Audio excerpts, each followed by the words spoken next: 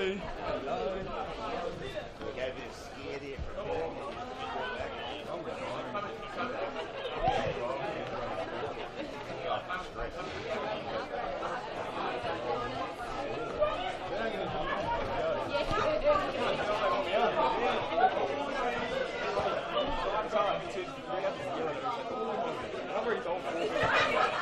No one listens to me. No one listens to this. All I just take with it.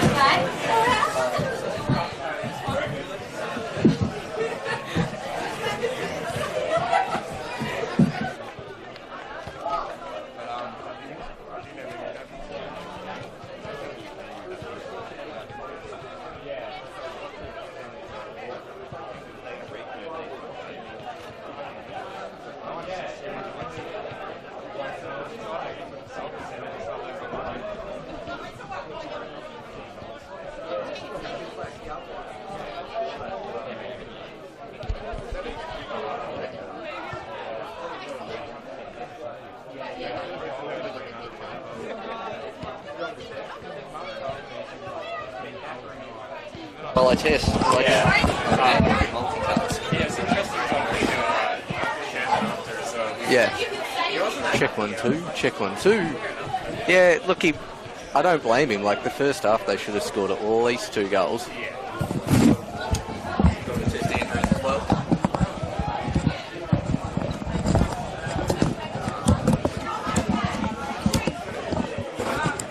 Yeah, I mean, from where I was underneath when they were kicking to the far end, they had, like, so much more possession. Yeah.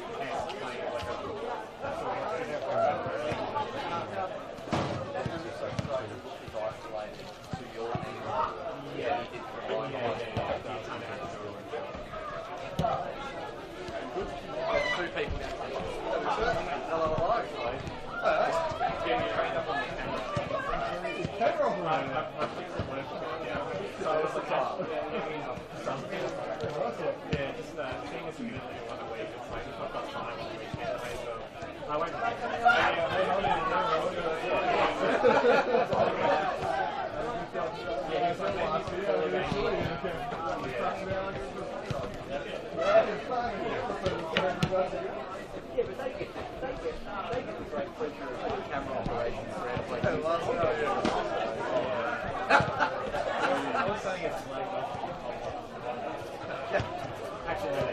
they do. Yeah. So is this not true? Yeah.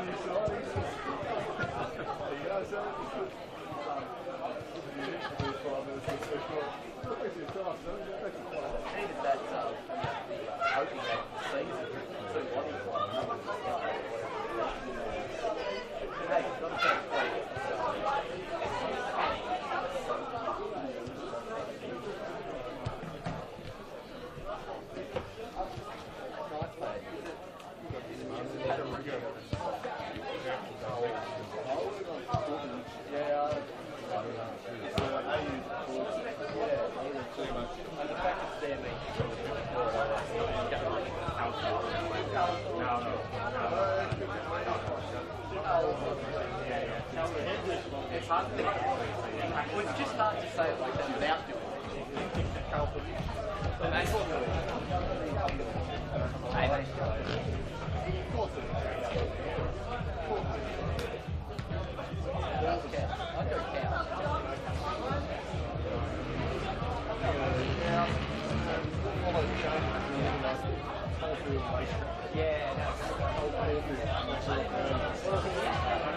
yeah, I reckon that's right. Melbourne, so you would think.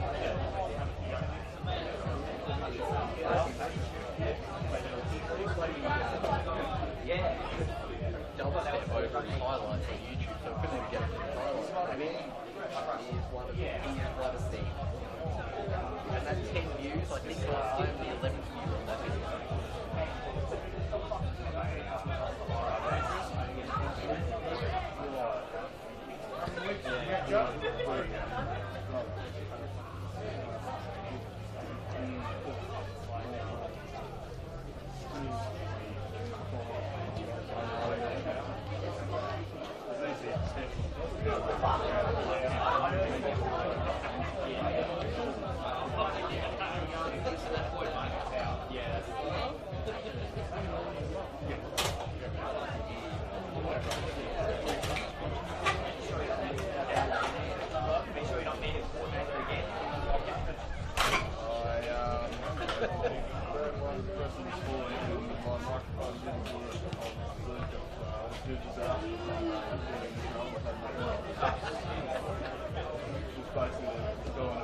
My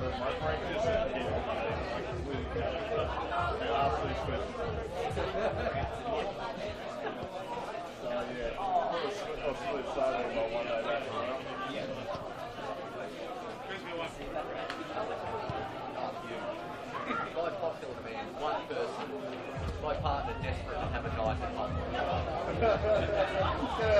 Get out there. I'll go to a pub with you beforehand. I want to pay. That is a complete lie. Probably two factory.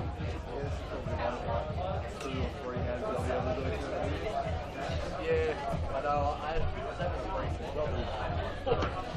We've been 2 weeks ago. 3 weeks ago. 2 weeks ago.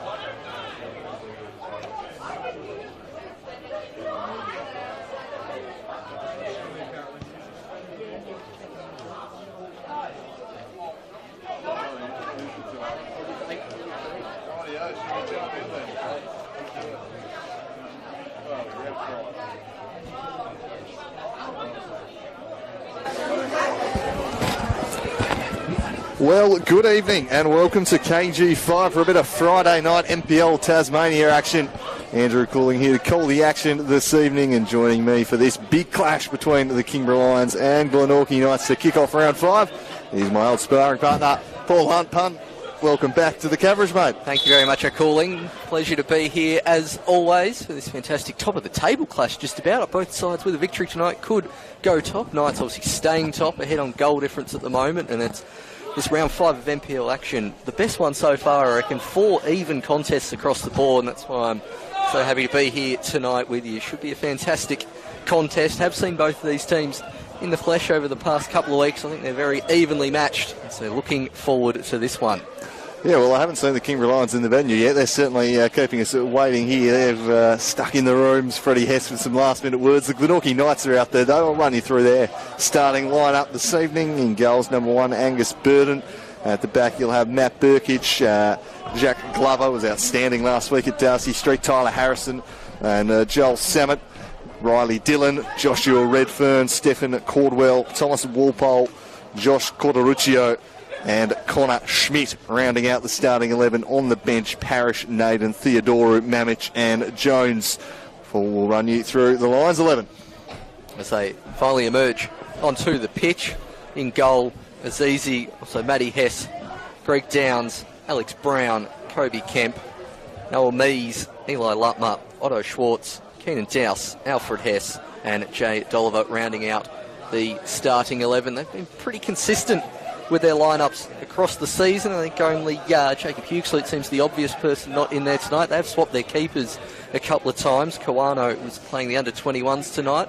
It's easy in at the seniors tonight, but been a pretty consistent lineup. And Noah Mees, Kobe Kemp in good goal-scoring form as well from centre mid, and they'll cause the Knights plenty of problems at the back, although, as you mentioned, Jack Glover was by far player of the match last Saturday at Darcy Street.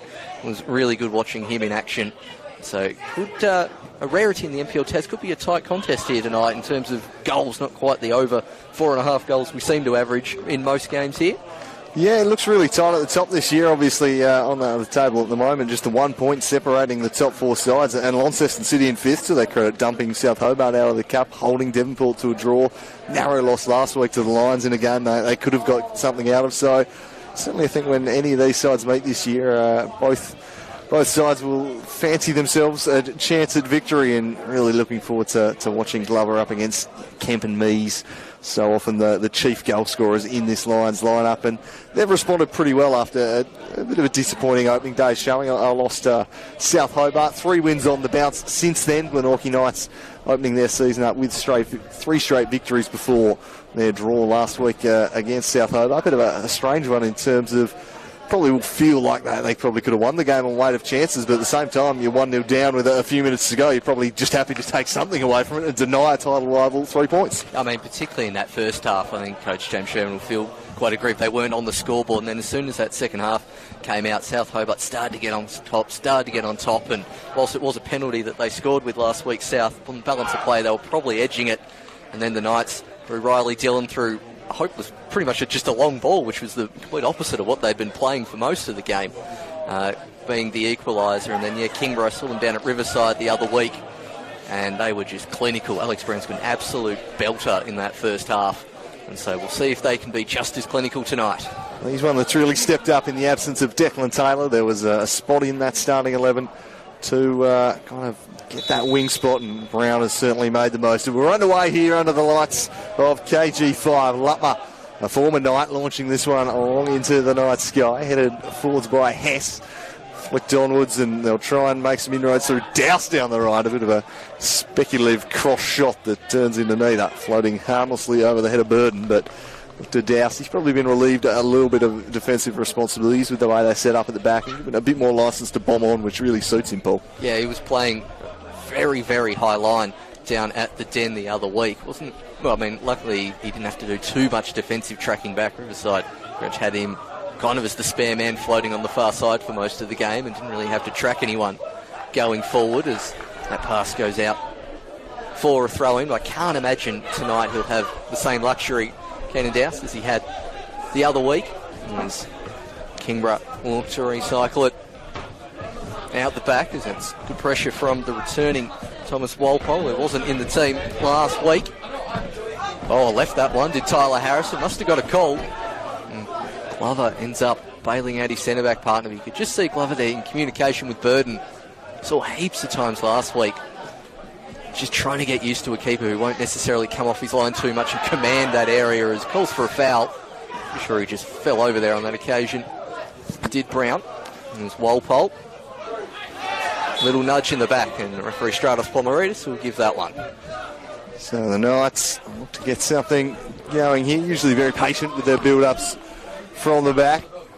It's been their MO under Sherman, really, the past few years. A team that like to keep a hold of the football, wait for those gaps to develop upfield. Riley Dillon involved there. He's made a strong start to life as a Glenorchy Knight.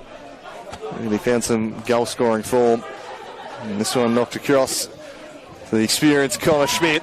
And drive it down the line. Walpole will give chase. Downs for company. Thomas Walpole described a press conference a couple of weeks ago as a revelation by his coach. He has been very impressed with the work of Thomas Walpole this year. So, decision here for the referee. A really straightforward one. Free kick going the way of the Lions. It's like Joel Samet operating in midfield today, which is a slightly different role to what I've seen him in the past. He's a pretty versatile player. As Mees gets across to that one, nods it back in, trying to combine there with Otto Schwartz. Going to have a tough assignment leading the line tonight against this Knights defence, big Noah Mees, but we know his class, we know the goals he has in his locker as Downs cuts the direct ball out before Caldwell can get him behind. Another of that Knights kind of quartet in attack that have really shone through the opening weeks of the season, scoring goals for fun in games that you'd probably expect them to win. It's the Launceston-based sides. Their fixture getting a little bit tougher, although the early round one victory looking better and better over Launceston City as the weeks go by. Douse tracking this one back to Azizi. But both sides just quite content to knock the ball around here at the moment. Schwartz back in midfield to Hess. And they'll try and switch it out to Downs. Brown making a bursting run for him. It's easily broken up by Schmidt. Schwartz interjects, and it was just a little late there.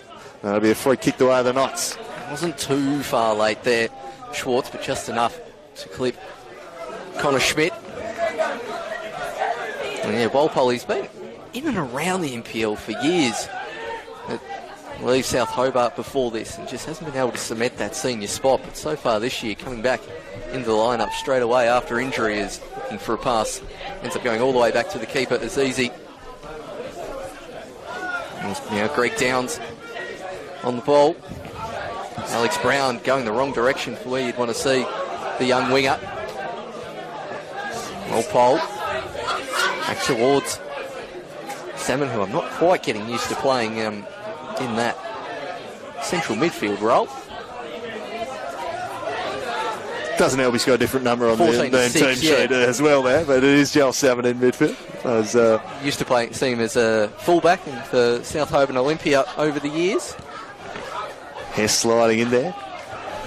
A cagey opening here thus far. Neither side able to create too much, but the Knights will look to build now. Here's the much hyped Redfern rolling it through. Dangerous ball. Caldwell almost on the end of it, but Azizi comes out together. And that is the threat they possess in the final third. There's some real pace out there, and Redfern's looked a pretty classy operator so far this year. He certainly has. A slightly down game against South Hobart, but you can see with that pace in those runs, a constant threat. As a few amusing heckles from the crowd. It is easy getting bowled over, and no red card given was a couple of calls I heard to my right. A few Zebras fans perhaps in attendance, you're suggesting, Paul? Potentially suggesting that. Good night for a neutral to come and watch some NPL Tasmania football. Obviously Zebras in action against Launceston City tomorrow up at Prospect as the cross goes in towards the back post. That's headed cleared, and Kobe Kemp should be able to turn and look up, but he doesn't have a great deal of help, so it goes back to Douse. Searching, looking for a pass back towards Fender as he just gets away from that to Downs. You'll probably see across this game Kingborough a lot more confident in passing it back to their goalkeeper. It's easy. Very good futsal player. Great feed as Bees finally gets his first touch in an attacking area. Spies up, has a runner coming through as Harrison both keeps it in and clears it. Touch between the two imports. It's a lovely step and cross out towards the charging Riley Dillon. Can he keep that one? And he can. And now it's eventually out of play. Just missed him with the ball, but you can see the skills of Stefan Caldwell there. Very good tight control. Very elusive player. And a real creator in behind Redfern. Someone the Lions are going to need to watch carefully. And we've seen often these big Friday night fixtures involving Glenorchy Knights over the past couple of years. Often one goal has been enough to settle it. There have been some lower scoring Friday nights out here in recent seasons. It has bucked the trend a little, as you suggested in the pre-game, these fixtures. Usually a very high scoring league. Schmidt happy to retreat all the way back to Burton. Certainly a patient side in possession. Knights. They'll wait for their moment. And they've got such a strong defence they can count on. That's a pretty poor ball, easily chopped out there by Lutmer. And the Lions delighted to be able to call upon his services this year. The former Glenorchy Knights scored a lovely goal last week with the head. As that with throw was just taken on a little bit too quickly. Yeah, no one had bothered to kick the existing ball out of play before collecting the one at halfway there. Did Douse, but yeah, Lutmer going down the outlet and a huge in. He was played at both centre-back and defensive mid when he was with the Knights, and it couldn't quite get his preferred location, preferred spot in the team. And he's definitely a shoe-in for centre-back under this Lions team under Coach Hess. Is Caldwell back towards Samet. Foul again, probably going to get given. No, advantage called, and a little bit of afters as they get entangled rather comically in the centre circle. There's Schwartz and Dillon stuck together like a three-legged race at the moment. Pass is cut out. And both sides technically down to 10 at the moment. This is like a Chinese finger trap, but with the boots. There is just no getting them apart right now. Finally, they're able to detach themselves from one another. One's of those rare occasions in American football where the face mask jams together. As Caldwell looks to turn away into attack, rolls it down the left. Verkic getting forward. Chips it just over the head of Redfern. A chance perhaps for Walpole, but hurried out of there. Schmidt just sends it high into the night sky. Redfern beaten out by Lutmer. Brown first time ball, the pull one. Straight to Samet. He'll spread it wide to Burkic.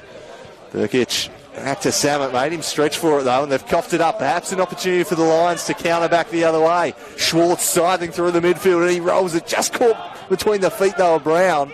Mees screaming for it in the wide area. Eventually got to him. He'll knock it back to Schwartz. Now Hess. Douse bombing on, but Hess might go himself. A driven effort, but well wide of the mark.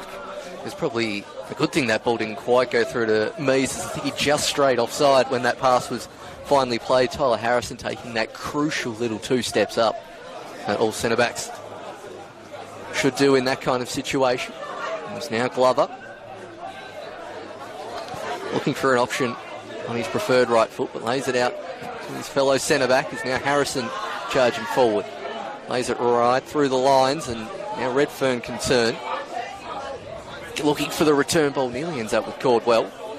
Eventually cleared out by the Knights, and Hess sprays it out towards Kemp, who's drifting quite a bit to that right-hand side throughout this game, especially when receiving the ball.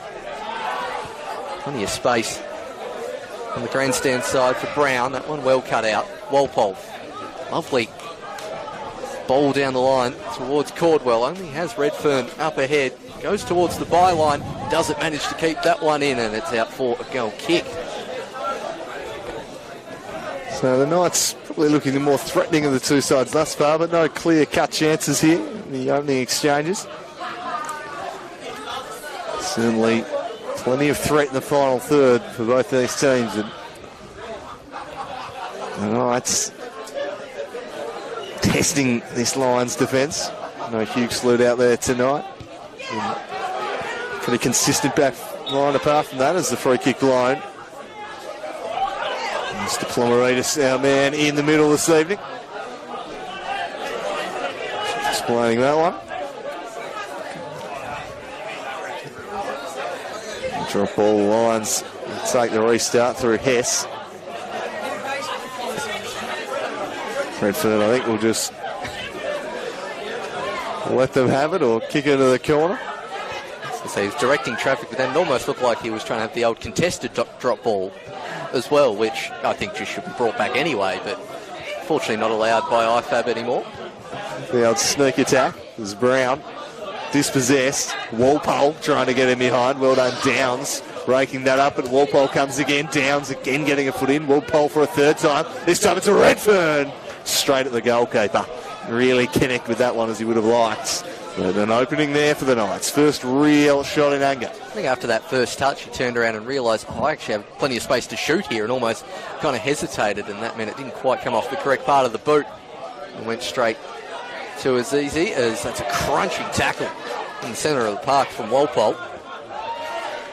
Been busy early, hasn't he? He has been in the thick of the action as the youngster. Burkic towards Samet. Eventually Riley Dillon, who win the throw-in for the side. Over by the Gabriel Marcage Memorial fence. Those were the days. Not as many characters in the league these days. We're a little bit too straight edge for our liking. Bring back the Broadies and the Marcage, as I say, as the Knights get on the attack through Burkic.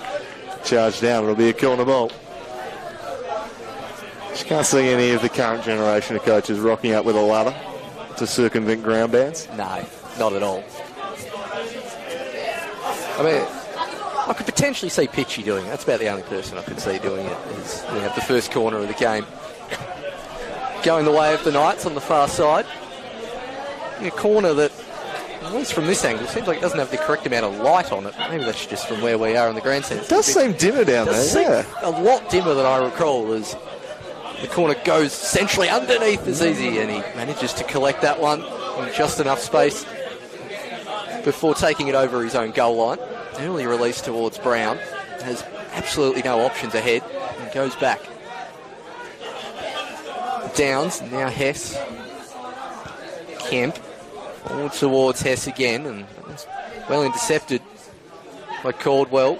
Gets the ball back It's called well. Now Walpole has Redfern up ahead. Dylan lurking at the back post as well. Wants to get on the right. Eventually goes to the top of the box. No one home. Kobe Kemp runs into the referee. He'll probably be a little bit spewing there, Kobe Kemp. He thought he might have had space to turn there. Referee standing in the way as Connor Schmidt doesn't like what he sees down the line. Back towards Glover. He's got a bit more space and lays it out wide towards Burkic, but not quite on the same wavelength, those two. He's hit that one a bit too far out in front of him. It was a good ball, just wasn't quite anticipating enough there. Kobe Kemp, the Lions would love to get him in the game a bit more. Their midfield just being soundly beaten at the moment by the Knights, who've largely controlled things in there. Looked at their most threatening couple of counter-attacking moments thus far, the Lions. Here's Downs. Being pinned back here all the way to Azizi. And he rolls it out to Hess. Now they look to break with some speed here down the right, the Lions. Charging on was Dousman, centrally looking for Mees instead. Schmidt chicks back inside. Cordericchio across to deal with that. Glover. Now Samet skipping onto that trusty left of his, and he looks to take off. Burkic. The turn ball was well covered off by Kemp, so he instead goes centrally for Caldwell. He'll send it wide for Walpole. Having a run into the box here, Walpole. The dazzling foot skills sticking to him down. Stuck to the task well. Walpole. Now back to Cordericchio. Just got underneath it. Sends it high. But the Knights continue to look the more dangerous of the two sides. Certainly down this right-hand side where they've had the majority of their most promising attack. The Knights, Greg Downs has been very busy in that left fullback position. Constantly having Walpole running at him. And I certainly agree before Andrew Samet and Cordericchio definitely, I would say, winning the midfield battle at the moment since getting entangled in those shoelaces. I haven't seen a great deal of Schwartz since then as Stratos gives a foul as opposed to a throw-in on that far side. And Kobe Kemp playing on that right-hand side.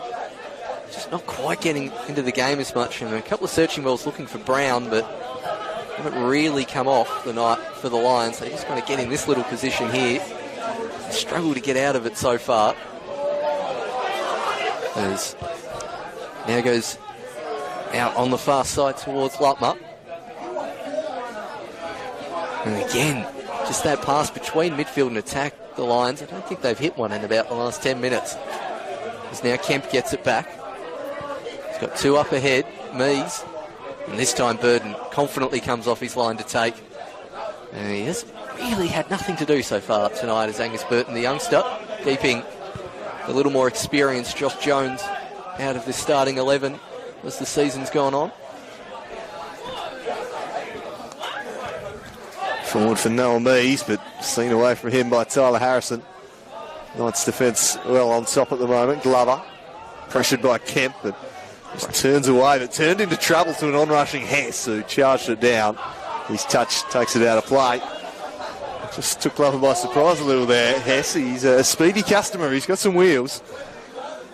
It's Harrison gets them started from the back here.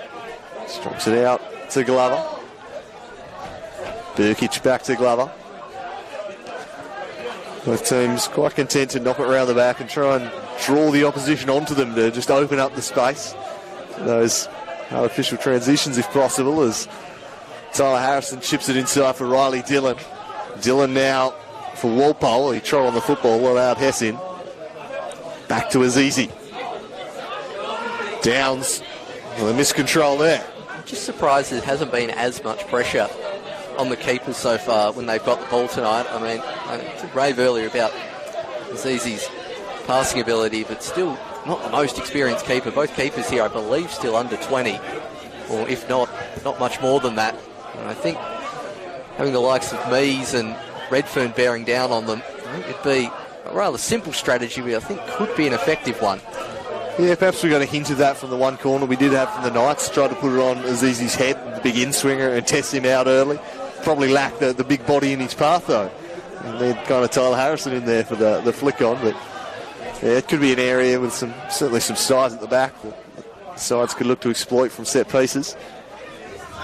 As Burden drills this one inaccurately though, straight to Keenan Dowse, who has plenty of time to go back and knock it inside for Hess. Hess combining with Kemp. Now, a charge down the right here. Hess of the Alfred variety. We'll see and his brother Matty both in the team. And an opportunity for a Keenan Dowse long throw. And a chance to put something onto the head of big Noah Mees here. It's been a weapon for them they've used in the past. And given their lack of really creating anything thus far, it's as good a plan as any just to give it the old heave-ho into the area, I'd have thought. Looks like Dowse is shaping to do that.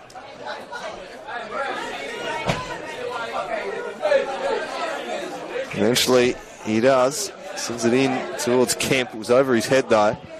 That's a thumping hit from distance, but never looked like being online. And again, not carrying too much threat just at the moment, the Lions. No, from that throw-in, you weren't there, with any, I guess, great expectations that something's going to happen. Just the one player in the box. Ed Mees and everyone sort of lurking around the outside of the 18-yard box. And it's kind of going towards the plan of what you mentioned earlier, Andrew. These Friday night games tending to be a bit tighter, as that's a drag back that will eventually be called by the referee. He was just looking to see if there was an advantage, none given. And that allows the Lions to set back up as Glover. Samet exchange passes. Dillon calling for it. Eventually back to Caldericchio, and now Glover. Thought about the crossfield ball towards Schmidt. In the end goes down the line towards Redfern, and it's a big challenge on him by Lutmer, who's now charging forward. Don't quite get it early enough, as this is miscontrol, allows the Knights to regain possession. Walpole, good ball towards Redfern, back towards Walpole. 3 up for the Knights. Caldwell short, Walpole wanting even more options. Caldericchio thought about shooting. This time ball back in, cleared by Dowse. Touch from Glover. Samet to Burkic.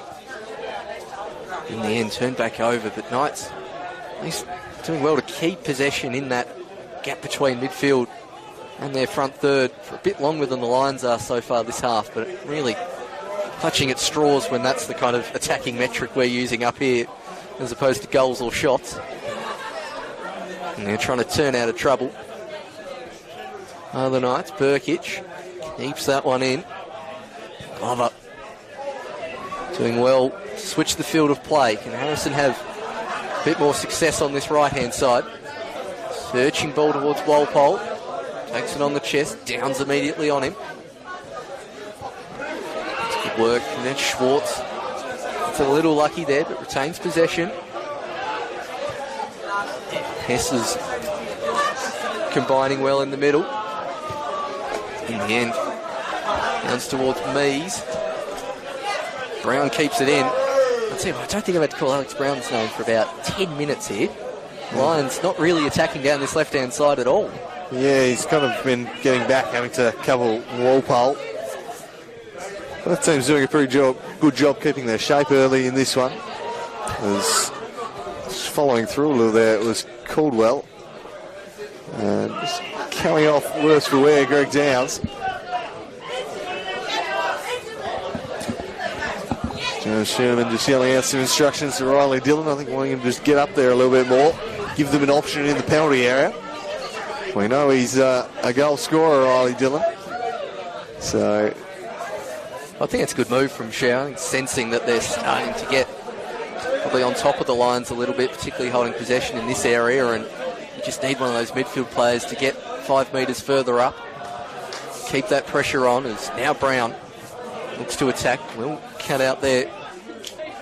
Caldericchio, hit by Hess. Kemp with a touch and looks to run at Jack Glover. And Burkic shows his off his wheels and gets back in good time. Pretty easily handled there, really, from the Knights at the back. Kemp just trying to do it all himself with 2 to beat. And extra coverage easily dealing with that. The Knights will switch it up now through Schmidt. They got Walpole in some room out on the right. That's where the next ball will head. So we have a run behind Downs. This time Greg Downs just sticks out the leg and steers it out of play. Schmidt and then get up there to take the throw. So push up and try and find an opening here on the home side. Schmidt rolling through to Walpole. Couldn't find the combination with Caldwell. Brown to Mees. Getting a foot in Harrison. Just held him up a little. Schwartz now switching the play up to Keenan Dowse. He's got some support with Hess bombing on down the right-hand flank. They'll head there now. Cross comes in. Drifting over the head of Mees. Schmidt nods it down to Otto Schwartz. Didn't quite connect with it though. There's an opportunity. Didn't get the contact he was after. Lashes it well wide. Probably the best opening the Lions have created so far this evening though. Dowse charged on down the right there. Oh, that's much better football. Got some bodies in the box. There from the Lions and more than 2 people in the box, which is where I was heading towards with that. And Schmidt's header kind of in towards a dangerous area. Maybe thought he had a few more plays directly behind me. That's an absolute gift for Noah Mees, who puts it into the car park from 9 yards out. He will not get more of a gift than that, and that, I've got to say, has been squandered there by Meesy. Well, he has just seen the gift horse and looked him. He's looked him right in the mouth. My word, Noel Mees, a player of his quality. You just expect to dob that one. That was a calamity at the back for the Knights. Passing the ball to him. Maybe Mees was so disbelieving in his luck that he just rushed the shot a little. Either way, that should have been buried, and a big let-off for the Glenorchy Knights as they look to get something going at the other end of the park. Dillon pressing up here on Azizi. A little uncertain, but plays his way out well enough in the end to Dolliver. Now Schwartz across to Brown. A little bit of room to manoeuvre for the first time this evening. Brown, he has a run at Connor Schmidt. He's got 4 bodies in the box here. He sends it near post and Harrison steers it behind. The game just starting to come to life a little here. And the Lions can you get something going? Well, they really should be ahead.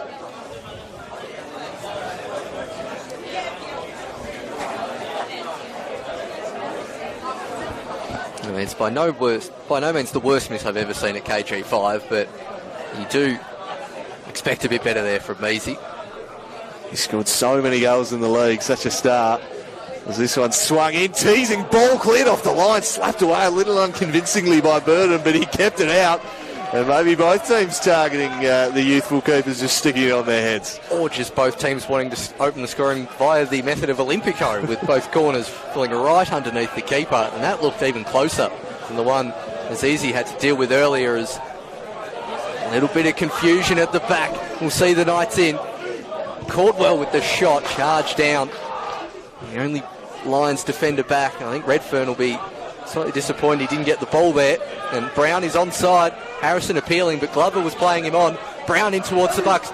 Gets on that right peg, and that shot straight at Burton this last 3 minutes. Andrew calling much better football from both sides. Yeah, starting to open up a bit of end-to-end stuff there. Both teams with a shot. The other end, Caldwell didn't really have the space to fire that shot away. Downs was parked right in front of him. As the Lions perhaps through Schwartz might get something here again. Schwartz with a dink! Just trying to finesse it in that far post. Didn't quite get the angle right, but the idea was there. The keeper, I don't think was covering it.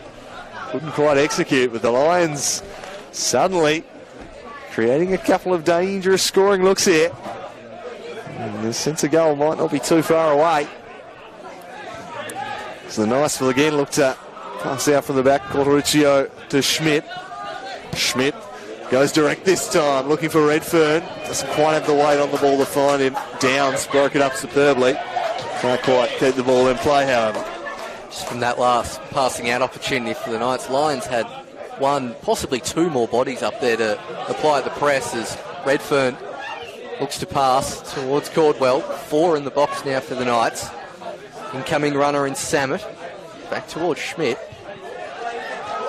Corteruccio lines up the cross, and that one too far in the air, and it's easy to catch. as he throws that one out towards halfway in front of Kemp, but maybe just sensing their opportunity from that misplaced back pass that let Mees in. Lions just trying to pressure the Knights a bit higher up. I feel like the Lions are a team that really thrive when the speed on the game was kind of flowing, a bit more chaotic game. I feel like that really leads to them scoring lots of goals. The Knights, to me, are a side they want control. They want a nice game with just a few chances, lots of possession, perhaps a slightly slower tempo, them dictating things. And the Lions, no doubt, have looked their most dangerous the last few minutes as players opened up and they've been able to use their speed and really run into that space. Just 20 minutes, largely controlled by Knights. It's a bit of a clash of styles in some regards. As Harrison swings it long, Burkic making a bursting run. Riley Dillon shielding it. There's two to contend with. Doing well, Dillon, but in the end he can't buy his side of corner. Now for a goal kick only. And just back to that point you were making before, Andrew, it's probably one of the benefits Kingborough have had for two things. One, keeping the same coach for more than 12 months and allowing Hess to implement his style fully, and then two, the upgrades at Lightwood Park, as we'll break away from that for a moment, as nearly getting in was Riley Dillon. Swinging out to the far side towards Dowse. Dinks inside towards Kemp. Now Schwartz. Three players around him, no foul given from Plomaridis as Burkic muscling and keeping that one in, now on the deck, but kept it in for the Lions. Four up the top of the box, that one to the top. Oh, good save, Burden. A lot better power and accuracy on that shot from the Lions. Had to have his reflexes, get his hands up quick, did Burden. That's a sharp save from the youngster. Yeah, Schwartz called all of that one. He didn't quite catch all of his earlier effort, but he gave that a fair thump. And Burden throws up a glove and keeps it out. Some very sharp keeping there. The biggest test of the evening there for the youngster, and he passes it. And it's the Lions who've had the better of the last 10 minutes. In a corner here. Swinging it into the mixer. Kemp gets it wide of the mark. Cleared away. Plenty of Lions out on the near wing though. Downs and Schwartz should be able to send it back. Driving it right back to the top of the box. Floats over a couple of heads, not it back down. Half-hearted shout, now an opportunity from the angle. And it's shut down again by Burden. As the Lions really starting to ask some questions here. Kemp the latest to fire one off. They're knocking on the door, Paul. They certainly are, and Thomas Walpole, I think, should have yelled a bit louder for the ball there. He's had about 35 metres of space here on the grandstand side. And in the end, the ball just rolled out and possession turned over as the Lions look to go again and look to get a goal before the end of this first half. Certainly been knocking on the door, but that pass from Hess, letting in the opposition, and then an obvious slice of cheese. And they're committed in the middle of the park there. Sure he needed to do that. I think he'd overhit the ball. I think he saw that the pass was going in the Walpole direction and thought he just had to leave the leg in there in case it was heading towards the Knights player, as it would have been one-on-one with Downs behind, but I think from our angle we could see that pass was probably going right to the right foot of Downs rather than Walpole. Easy from up here, I suppose, Paul. And it is from the cheap seats. As Walpole, Samet, given away. Oh, hello. The shot going in from near on halfway. An ambitious effort. Mind you, Burden was off his line. He was. Don't mind it. He turned around and saw it was heading towards his left and knew he wasn't in too much trouble, but could have been trouble had that been a bit more accurate. I reckon he's scrambling if that's on target. He's not the tallest build for a goalkeeper, young Burden. No, and Redfern tried that last week at Darcy Street as well, so I think it's one of those moves in modern football that as the keepers push further and further out, they're starting to see more of. There's Caldwell getting in there. We could just do the, must have been a decade ago now, the Aaron Cairns. Yes. Doesn't matter if the keeper is on his line, just chip him anyway from the centre circle. That one goal of the year from memory that year. It would have had to. I think there's again. Plomaridis heavily involved tonight. He's he'd be racking up a few fantasy points here. Yeah, Plomaridis with the amount of touches. That would have been a Friday night, though. It would have been a good decade ago now, I reckon. Very early days of the then Victory League. I think it was first season Victory League. I want to say 2013 off the top of my head. I'd ask the stats man, but he's currently occupied at the other NPL game on at the moment, so I'll find that out tomorrow. There's ball played back towards Downs by Schwartz, and he gets it over towards Lutmer, who's immediately got Riley Dillon on him. And gives it away towards Samet, who we saw plenty of in that first 20 minutes. We haven't quite seen him on the ball as much since then. As Mees straight into an offside position there, and by now is surely impacting on play, but you know what, I haven't the faintest clue what offside is anymore, so play will continue towards Walpole, who has probably his first bad touch of the night. Quick throw in from Downs. Mees lays it off. Now Burden puts his foot through it. Confident header there from Greg Downs. And after having barely any high balls all night, about 4 in 12 seconds, as Redfern wins it back for the Knights. Dillon, space to move down this left-hand side. Has Burkic given him enough? Yes, he has kept it in as Dillon. Redfern awaiting the cross. Goes back to Samet. Samet looking back for Dillon. Samet will get it back himself. Chips it out for Burkic. Wants it on the right peg. Gets it on the right peg. Lays it off towards Samet, who's surely going to shoot here. Charged down. Eventually cleared by Douse. Dinking inside. The Lions look to rebuild again down that right-hand side. Alex Brown in a good pocket of space again on the grandstand side. The Lions aiming to keep possession. Knocking it around the back. As you can see there with the redevelopments going on at KG5, the old scoreboard back in use for the first time in also about 10 years. Yeah, I went to check the time a minute ago and saw nothing up there in the usual spot as the Knights on the attack here, trying to get something going. Cordoruccio spreads it wide for Walpole. Walpole again with the fancy footwork, but he runs straight into trouble. There's the whole den of Lions there at the top of the box. And again, Plummeronis. He's got the ball on a string right now, Stratos. He's had more possessions than at least half a dozen players tomorrow. As Downs takes this one across to Brown. Early release, and Schwartz wasn't expecting it. Through all the way to Burden. We have seen Plummeridis in the thick of the action at KG5 before, but that's usually due to sort of decisions and non-calls as opposed to clean first touches. He added a few strings to his bow this year, maybe, Mr. Plummeridis. It's Riley Dillon down the left trying to thread one through for Redfern. The ball behind him, however. Hess can take it away. Some time to assess his options. Rolled it up to Kemp. There's Douse on rushing. Went back inside for Brown. Brown now for Mees. Noah Mees running at Harrison. Jinked it back inside. Nice build up, but Brown was shut down by Schmidt. Was tracking him carefully. Heavy touch from Caldwell. Downs back to Lutmer. It's Dolliver, sorry. Now Lutmer. Now probe down the right. That avenue shut off, so back to Lutmer. His ball intercepted by Glover. Now Brown chipping it through. Dangerous ball for Kemp. Glover again superbly reading the play.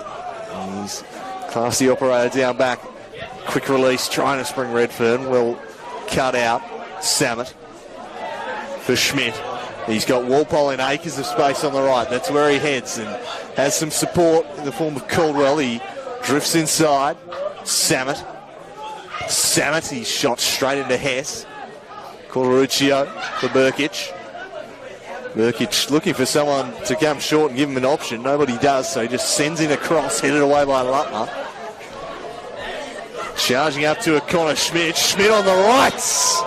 Oh, I think it was going wide. Keeper got a hand to it, kept it in. Riley Dillon now looking to turn free. Dillon just shoves his defender away. Referee says play on, and Azizi pounces on it. And Dillon might have just left a little lid on him too. Mr. Plummeridis looks like he's about to issue a slice of cheese So a different shade to what we saw earlier referenced from you, Paul. Earlier referenced the Whitworth Park game earlier in the season. Just a yellow this time. I thought that initial shot coming through had strong deflection potential, which is why Azizi eventually scrambled across and parried it. But both players there, Dylan and Azizi, scrambling for the ball as it rolled and at both of their respective paths. But when a keeper dives in and commits in that situation, they usually get the benefit of the doubt from the referee for going in head first. And it seems to be what's happened on this occasion, and a slice of cheddar dished out towards Riley Dillon, the goal scorer from last week, as we take a pretty educated guess that it's getting close to half-time. The game was just about on time.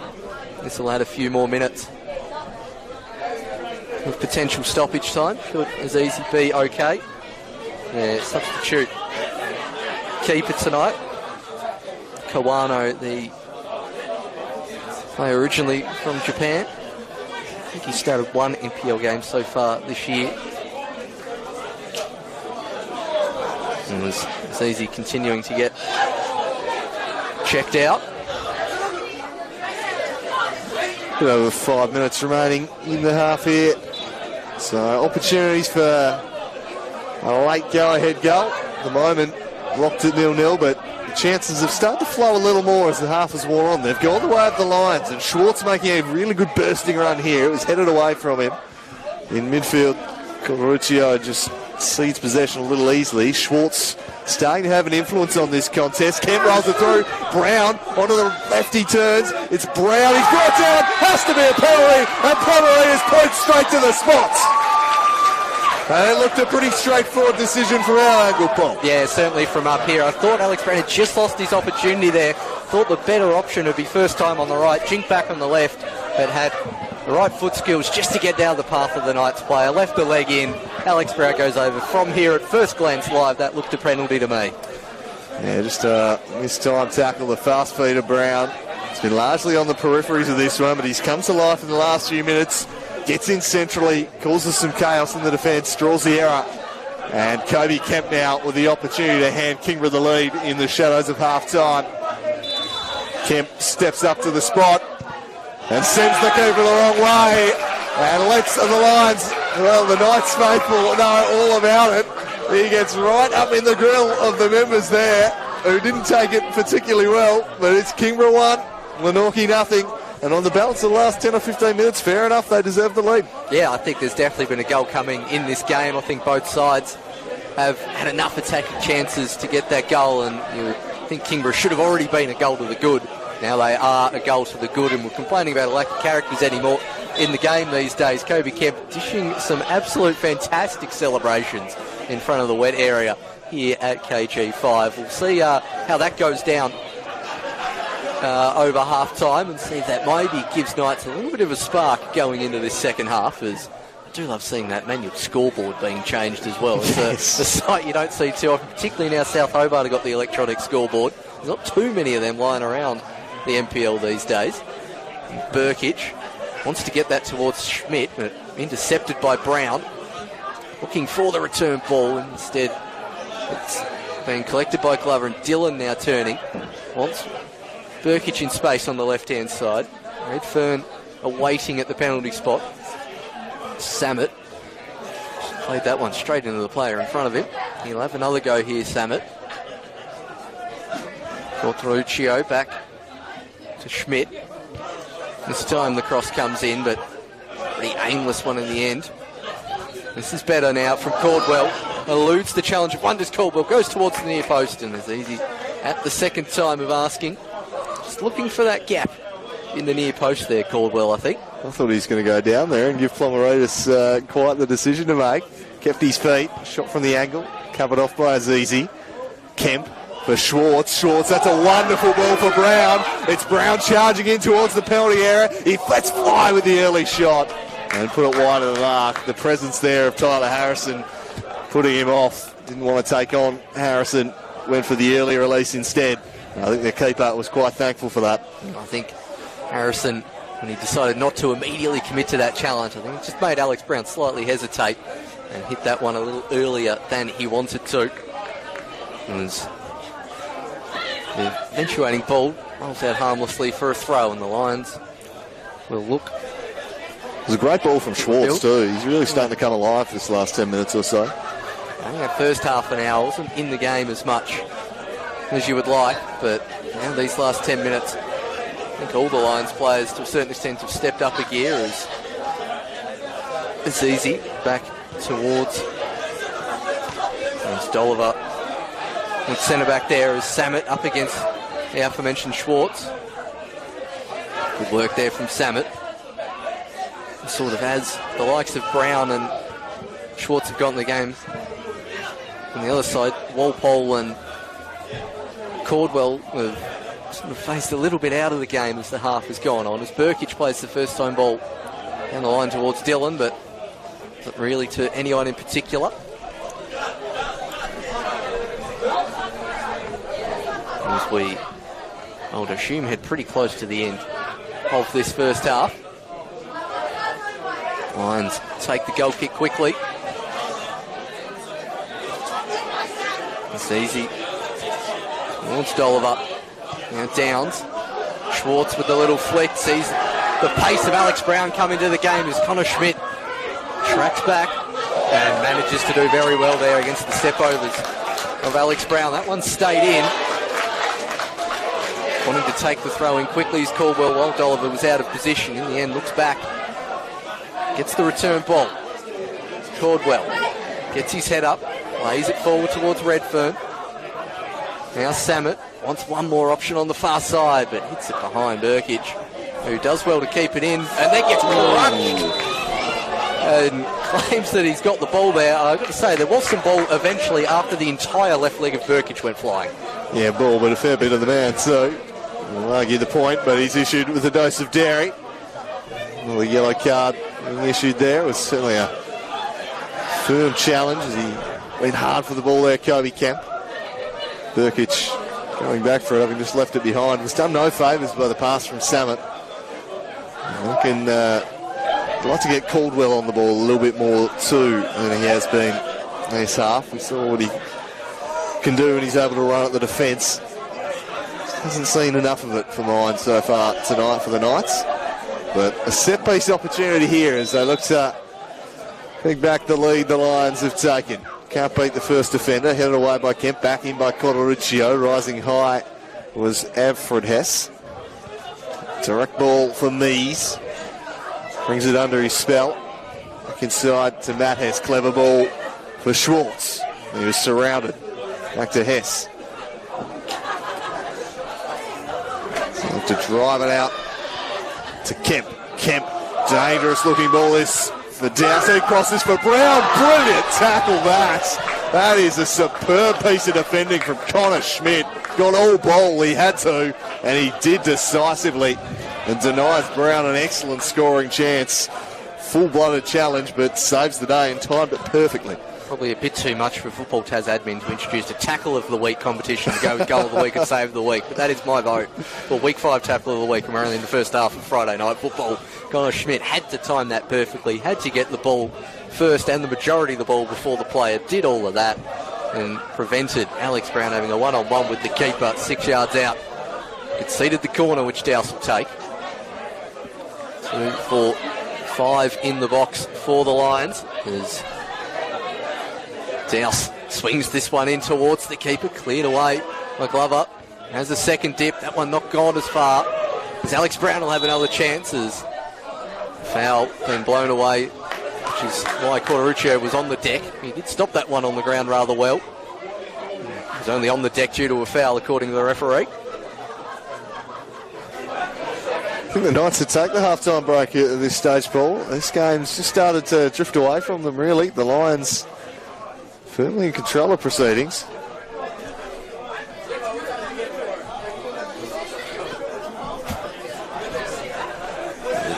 Stratos making sure that Tyler Harrison knows he's counting every single second of that tying of shoelaces. We certainly sensed that half-time was coming and we'd be happy just to run a little clock there. Tyler Harrison. Cottericcio. Back to Burden. And the Lions suddenly with a little spring in their step. They're quite confident. Kemp pressing up here. And suddenly the flowing play out of the back has been replaced by indecision. The Lions looking to really turn the screws heading into the break here. That throw repelled. Hess back down. And these couldn't find Brown with the turn ball. And there is the half-time whistle. So 1-0 the lead for the Kingborough Lions here at KG5 Friday night NPL Tasmania. The Knights had the better of the opening 20. From there, though, the Lions really got on top of proceedings. They knocked on the door and eventually found their way through. Brown winning a penalty, converted coolly by Kobe Kemp, so reliable from the spot, and has his side a goal to the good after 45 minutes. Good, as we predicted earlier on, close contest, and that's what it's been. Tight cagey first 20 minutes, that last 25 to half an hour to 35 or however long that went for. Real good chance. This is from both sides. Still can't believe Noah Mees missed that one from the gifted back pass, but eventually Kobe kept scoring. Knights, as you mentioned, towards the end of that half, Andrew, Caldwell needing to get on the ball more. Didn't see much of Redfern. Here's a little thanks for... They're more than Chicken McNuggets. Hard work. They're team builders. Get more for your money at Macca's with 24 Chicken McNuggets for just $9.95. They can add to the attack. We've seen Naden this season already coming off the bench and impacting games. I don't think it'll be too long into the second half before we see Nick Naden introduced. Yeah, 62nd minute like he was last. Our McCafe blend isn't just barista crafted across Australia. Our beans are also sourced from Kenya, Honduras, Ethiopia and Brazil, then roasted in Melbourne. Just another reason it's coffee fit for an Aussie.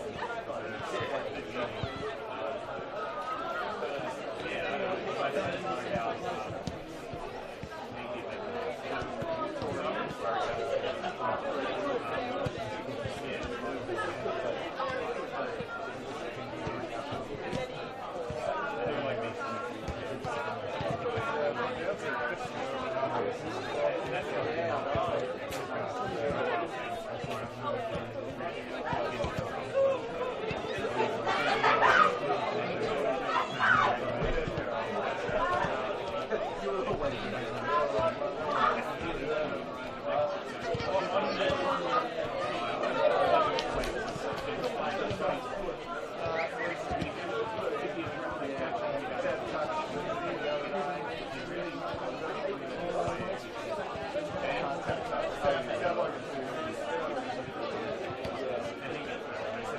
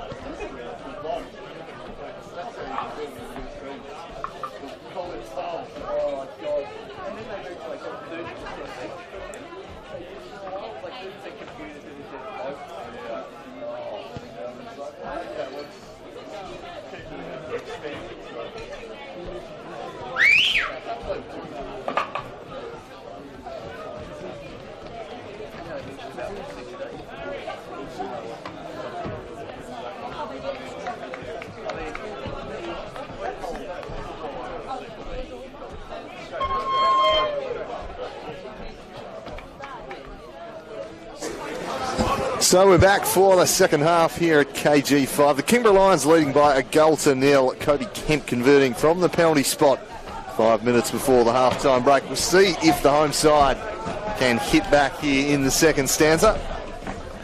Can't see any personnel changes jumping off the page up here, so I think we're as they ended the first half. We'll see if the managers shuffle the deck at all in this second half.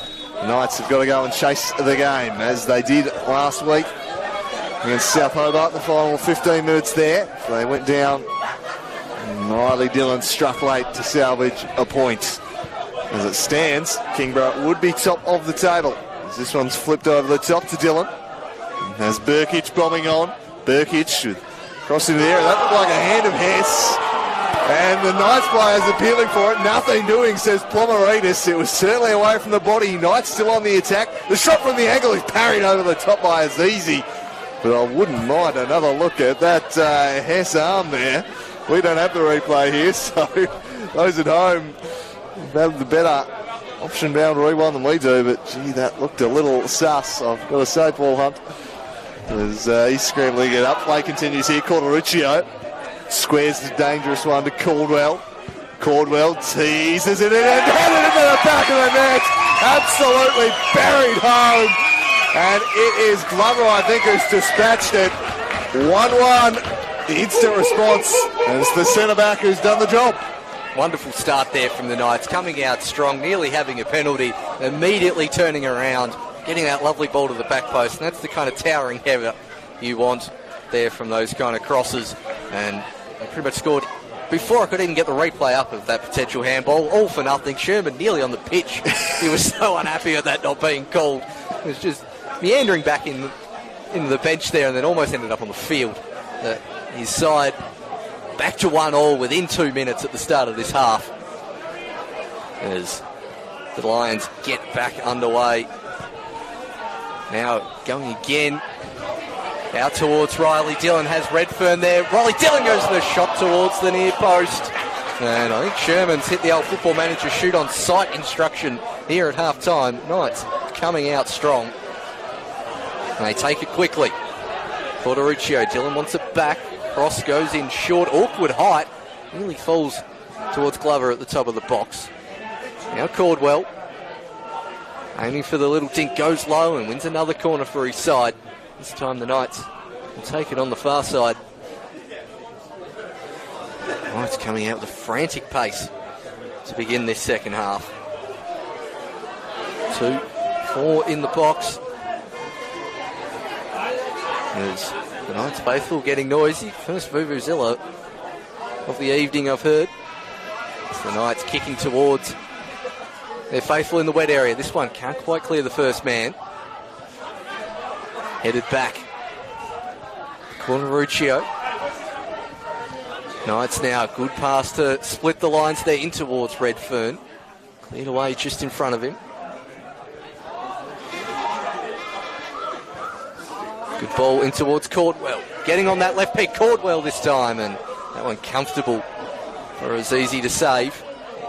As he throws that one out towards the far side. Brown with a searching ball. Mees will chase after this one. Burden confidently comes first time, but goes straight to the opposition. The chip is on over the top and cleared off the line. I think that's Connor Schmidt getting back onto his line. Burden, well, he came out confidently. Did not get the purchase on it he wanted. Now the Knights trying to go back up their end of the half. As the slide tackle called in, advantage probably going to be paid from the referee. Redfern going around the outside. 2 players on his back here. Redfern leaves it behind. Calls for a penalty, not given. Confident decision there from Plomaridis, and one it looks like you agreed with, Andrew. Yeah, I thought Walpole was looking for it there. Went down a little easily for my liking, but in fact, Plomaridis might just be going have a word with him, and is he going to book him for diving? He's going to tell him to cut it out. No dose of dairy, but said no. Went down too easily there, but geez, the Knights, they've dialed up the tempo over here in this second half. This has been a furious start to the second half. They're looking a lot more dangerous as Redfern just goes straight through the back of the defender there, and an easy decision, but a fair bit more to handle here at the back, this Lions defence in the second half. If this is what's going to be thrown their way, I think James Sherman's lit a fire under them in the half-time break. They've come out with a lot more purpose. Maybe just needed that first half to get warm here this evening at KG5. Not the coldest I've ever been, but also getting towards those brisk autumn evenings here in Hobart. As that one cleared out by the Knights, and the Lions have to return the favour. Looking for an option towards Brown. Cut out by Samet. And again, Plummeridis, I thought, had a touch there and nearly see in the Lions. I'm sure Plummeridis touched it, and both centre-backs now arguing the point. And that's all important because Plummeridis is getting up there outside the goal scorers, probably third most fantasy points, let's say, here for this evening. There's Downs looking for some options. Mees dropping short, goes in that direction. Can Mees keep it in? He does. Towards the back stick, Douse forced Burkic to head that one out for a corner. A very quiet area behind the goal, but going to guess that's where the Lions' new active support who've come on strong this year. They're going to congregate here for the second half. And there's Douse behind the construction area. Launches this one towards the near post. Falls to Brown at the top of the box. Hits that one low. Cleared by Glover. Oh, here comes an opportunity for the Knights potentially as Dillon forward towards Caldwell. Gets the return ball and splits the two attackers charging through. And Burkic wants to keep the tempo high. It's Jack Parrish who's come on for Joel Samet, so one switch has been made by the Knights here. Burkic drilling in near post, dangerous ball, might fall for Caldwell, and he lashes it into the side netting. He probably should have done better. It was a beautiful setup from Redfern, and Caldwell can only find the side netting. Another gilt edge opportunity from about the same spot Mees had that opportunity in the first half. Again, Caldwell focused on not blasting it over the top, but just didn't get the direction on this occasion. As Brown towards Mees. Dispossessed on this occasion. Jinking past one. Dillon here, a good option. It goes towards Riley Dillon. That's taken off his toe at the last possible moment. Dillon wanting a free kick or a corner, and will get the ladder. And allowing the Knights to get their tall timber forward. Harrison and Glover working at the back post. Parrish offering short. Caldwell also wanting to see what's happening as Glover at the back stick, and as Easy comes to collect and rolls it first time out to Mees. Sea of red shirts around Noel Mees. In the end, back towards Downs, whose clearance forward is deflected. It's definitely the Lions faithful with that annoying sounding horn. As Redfern looking to get on the ball a bit more this half and coming through, and the foul's going the other way before Walpole appeals for a penalty. But seeing plenty of the action early on is Tommy Walpole. All over them at the moment, the Glenorchy Knights. They have come out and they have upped the ante. Can the Lions respond? They're going to have to kick it up a gear, as they'll nod this one back into the midfield. Caldwell couldn't find Dillon, broken up by Hess. Hess now for Kobe Kemp. Douse runs inside. Schwartz really had profound influence late in the first half. He gets involved in the attack here with Douse. Back to Hess. Hess, full ball there though. Easily broken up. Dillon turns away and straight into Lummer. Redfern. Lummer gets across. Dolliver there with him. Now Schwartz. Hess is possessed by Dillon. Leans in, wins it back. Gives it across to Caldwell. Now Walpole. Walpole into the box. He's cutting one way, then the other. It was well defended by Downs. Wins the contest handily and sees it away. As the Knights continue to dial up the pressure. Seeing plenty of action in the defensive sense out there is Greg Downs so far in this half. As now Burkic, way higher up the pitch than we saw him on most occasions. Hits the byline as Burkic. Gets the cross in, well cleared by Hess. There's Kobe Kemp, the Lions goal scorer. Plays it forward looking for Mees. Glenorchy almost back to the keeper. There's Harrison. Looks for a searching ball, just goes short to Parrish. Burkic, all about the option towards Dillon.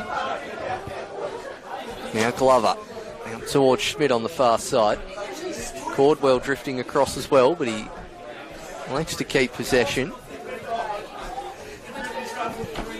Walpole looking to get it forward, and this will fall fortuitously for the Knights. Dillon and Redfern in the box for Caldwell. Goes towards it. Dillon just misses the toe of Riley Dillon. Burkic will scamper across to keep it in. High ball in the Redfern direction. Lost that one in the air. Oliver didn't. Parrish this time from outside the box, and that one comfortably over for a goal kick. That's probably at least 4 shots I reckon the Knights have had so far in this second half. Yeah, the game being played almost entirely up this end of the park. It's been just the response James Sherman was after here. He won't want to be dropping points 2 weeks in a row, especially given how tight things are at the top. In the last few years when that's happened, it's tended to play into the hands of the Devonport Strikers, who generally have a habit of taking care of business. Tough game for them the next day as Lutmar tries to run away from Plomaridis here, but he's going to get his yellow ticket. A little shirt tug notice there. Professional foul, into the book he goes. Another one walking that tightrope. Yeah, big game tomorrow with the Strikers taking on South Hobart. The top 4 all playing amongst themselves this week. With a big impact on the ladder. Burkic down the left. Kemp in close proximity. Back inside to Caldwell. Starting to get involved a bit here. Caldwell took the shot on early. Fumble from Azizi. And almost led to disaster. And it did cross the line, though. We'll get the corner in the ends. Well, we're making a nuisance of himself. Azizi thought he'd fooled the referee. He had not. I think most of us in the grandstand had probably a better angle than the centre referee there, and it looked out to Vermeulen from our position here. The AR's flag shot up. So that one's shut down, but Glenorchy with another chance. Everything running through Caldwell. Now Parrish takes on the early shot, a bit of a tame one, easily shut down. Spills out the back, plenty of Knights across to deal with it. Mees there for the Lions. And just manages to apply enough pressure to force a sloppy pass. A Devonport South game tomorrow. It's been probably the iconic fixture of the NPL Tas over its entirety. So many title deciding contests between those two. Should be a good one up at Valley Road tomorrow. Did the Horns put them off there? Who knows? And we've got the dulcet tones of Camille Douglas on the call for that one tomorrow. Looking forward to hearing Cammy in action.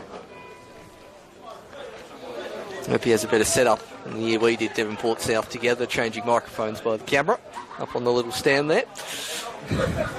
Still better than doing it from the top of the scoreboard at Blunston Arena that time. Yeah, still, just about anything's better than that for reviewers. Long clears it long. Breaking ball. Glover out of defence. Little chip, pull one straight to Keenan Dowse. From the back now, Dolliver. Downs. Pulls the trigger, goes long, but Kemp no favours with the delivery. Easily out the back to Burden. So the Lions of Grade have just parked themselves behind Burden with those horns. They'll be hoping to impact the young goalkeeper throughout this second half. They've got some pretty good vocal cords on them, that crew. I was observing their work at Riverside the other week. Plenty of noise made. Let's put it that way. As the Hess boys combine in midfield, and now They'll spread it wide for Brown, who'll look to have a run at Schmidt, gathering ahead of steam here. Numbers across to deal with him. Keeps the hold of the ball, though, and crosses shut down, corner ball, so did well to win that one. An opportunity just for the Lions to apply some pressure back the other way. They've been forced into a lot of last-ditch defending here, as it looks like Anthony Mamich is being prepared on the Knights touchline, so a second sub in the offing for Sherman's men.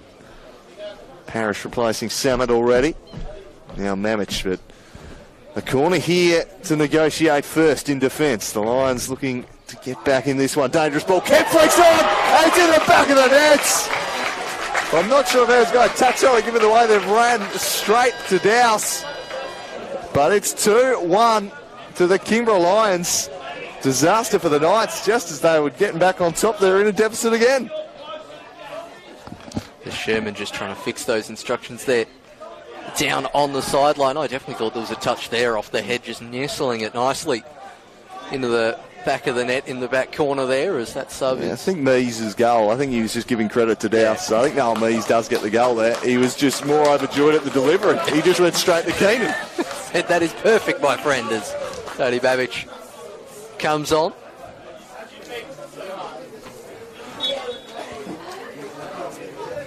Big Noel Mees again. He scores big goals. He missed one earlier he'd like to have back, but he's got the more difficult of them. Redeems himself, and he's side back ahead in this game. I suppose given they took the lead soon after their miss early, didn't matter too much in the first half regardless. Certainly makes up for it, I'd say, as Dillon chases after this one. Dowse and Oliver worked that one out well as Hess is dispossessed. Burkic towards Dillon. Redfern getting in the attacking position. That's a lovely ball from Dillon. Redfern! The immediate equaliser from the Knights. Lovely interplay down the left-hand side. And the Knights give it back to 2-all. Yeah, instant response. Brilliant ball from Riley Dillon. Just put it on a platter, threaded it through, and there was Redfern to hammer it home high into the top corner of the net. The immediate response. And 2-2 the score. We were portenting a low-scoring affair. And it's been anything but. This game really has had plenty of scoring chances, and the goal's now starting to flow. Knights just a blip on the radar. They started superbly. They lose concentration for a moment, could see from a set piece, but they just get right back to it. Game on once more, 2-all. Parrish having an impact, driving the play since coming on here. And he threads through a nice one for Dillon. He's got 3 to pick out in the box.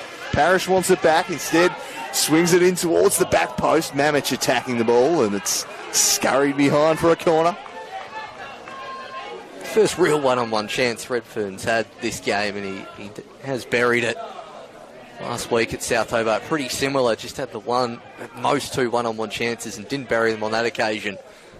Good ratio from the striker there so far tonight as Knights play it short this time. High lofting ball over the head of Redfern. Back towards Dillon. Dinks it towards the back stick. Top of the box. Going the little chip and easily out for a goal kick. Caldwell on that occasion. As we've seen 2 subs from the Knights already, Andrew. Neither of them Nick Naden, so still got more attacking firepower to come if needed. I was just looking before at the Lions bench. Probably not quite as big a name recognition as the players the Knights would have, as Parrish with a lovely ball towards Dillon. Dillon towards the back stick. Mamich over the top. Well, the Knights playing some superb football so far in this second half.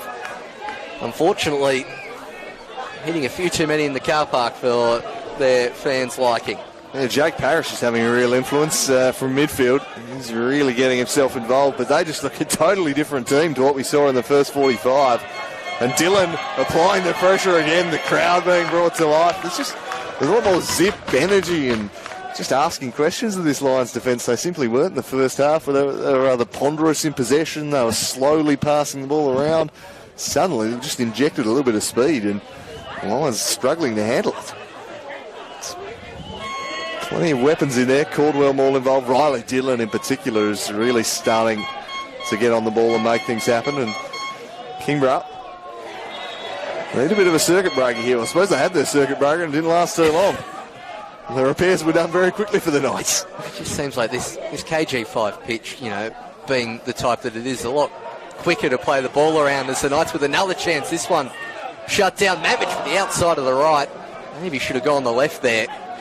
The more obvious option from that angle. I was just going to say that the Knights used to playing and sometimes training on this ground and how much quicker it is and how much more zip it has to a place like Darcy Street. It seems like they've just realised at the second half, hey, we can really ping the ball around quickly on this pitch.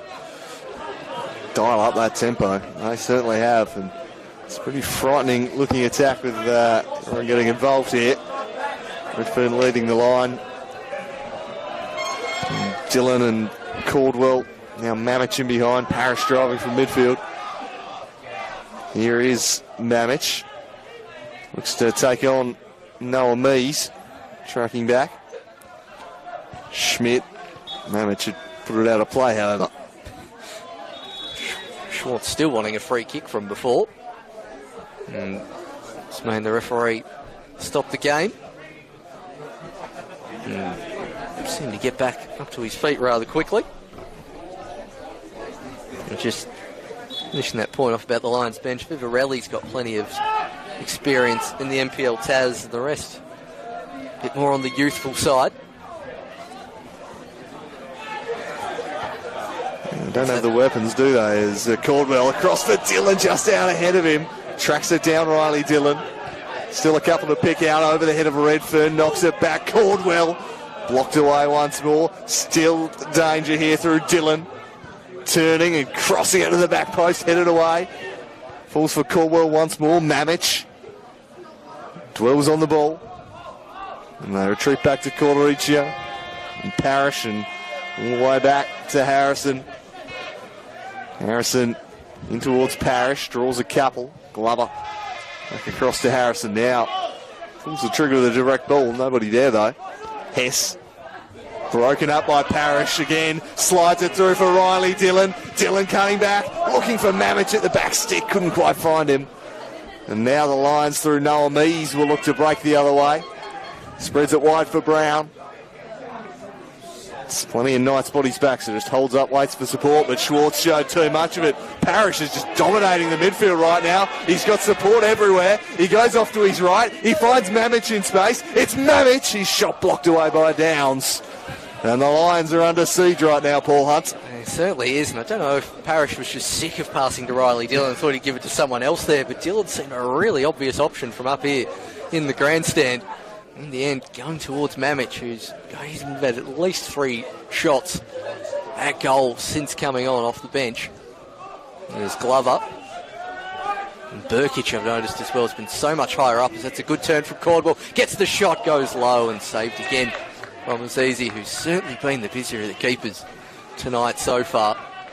Knights peppering shots at his goal at the moment.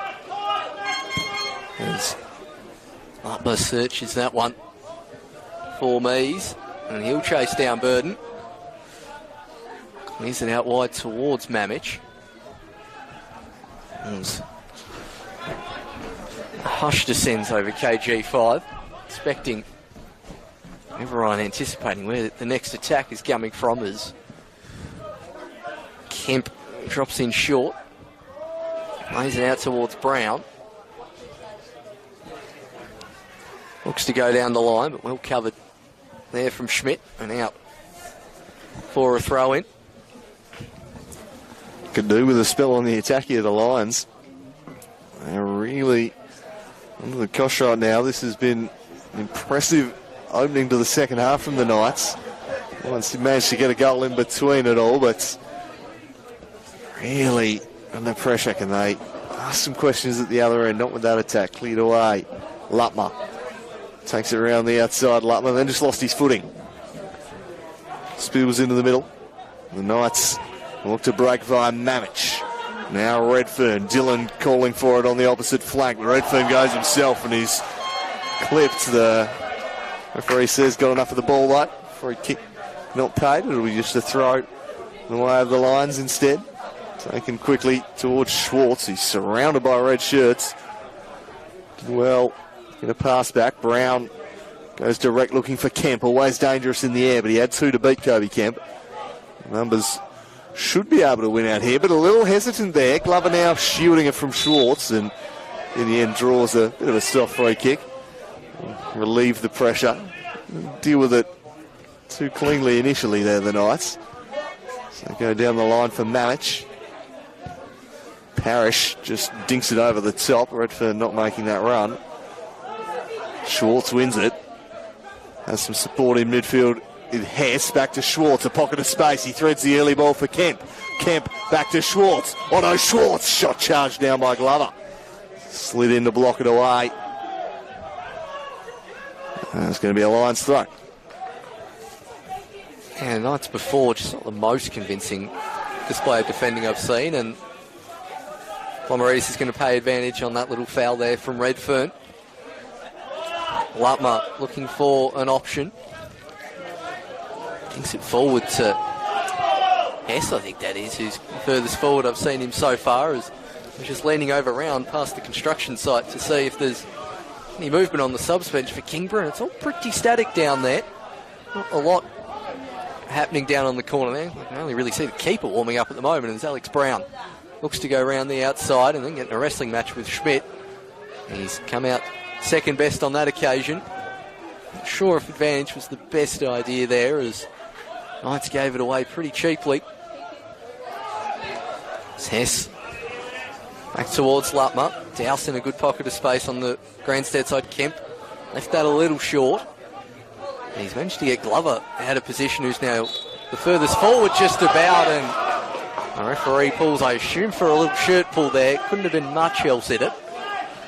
Just allowed the advantage to develop. None was forthcoming, and just as Knights looked to be breaking, the decision made. Just listening in there to James Sherman. Did you get any of that, Paul? Yeah, just a little bit of just ball passes, I think. I think he's noticed in the last 5 minutes everything's just gone a little bit long than what it was, particularly when they scored those first 2 goals of this half. So I think he's just reminding his defenders and midfielders there.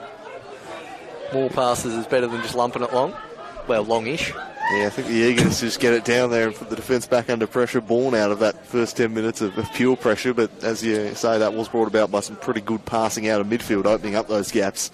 Not long balls that were creating the openings.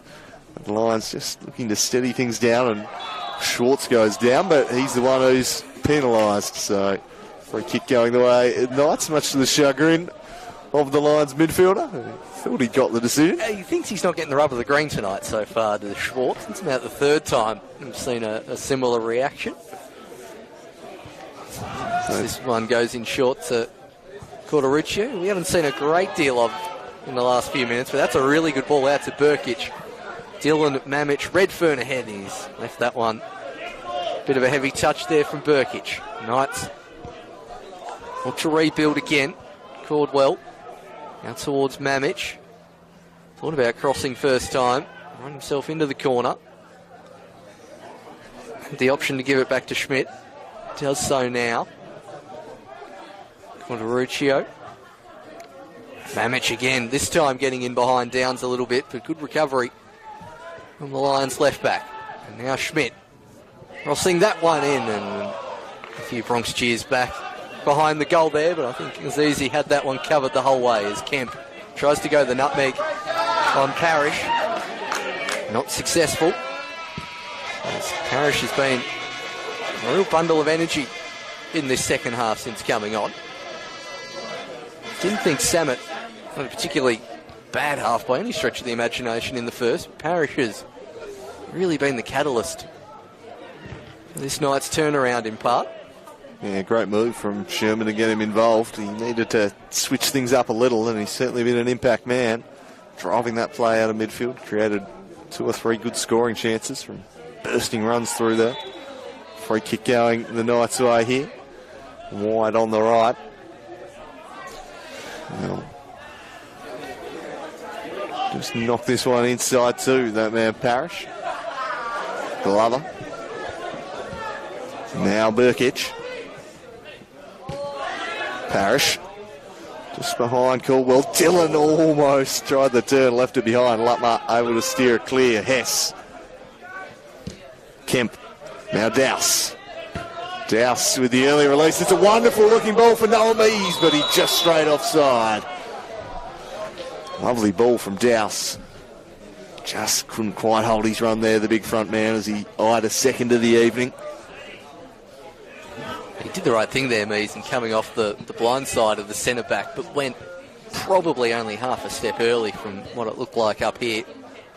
As for those interested in the other NPL Tasmania contest, score update, 4-1 Riverside, as this time the Knights go charging through.